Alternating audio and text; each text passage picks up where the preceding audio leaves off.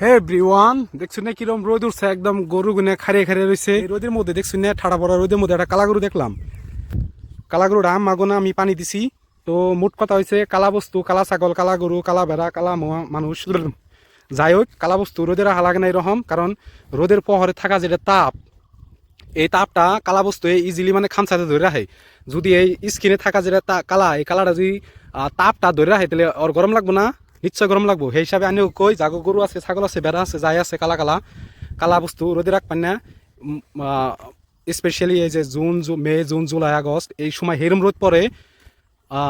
কারণ এগো এলবিডো ইফেক্ট কম, মোর এলবিডো মোর রিফ্লেকশন। সেই হিসাবে কই, কালা বস্তু রোদে রাখবেন না। অবশ্য ভিটামিন ডি পাবো। তো আমি এই গরুটারে নিয়ে অল্প হেল্প করে দিম। ও যে গাছতলা বাইন্দা দিমু, তো এই গাছতলা আমি বাইন্দা দিলাম, দেখতেছুন না, এখন আরাম পাইছে। তো থ্যাংক ইউ, ধন্যবাদ।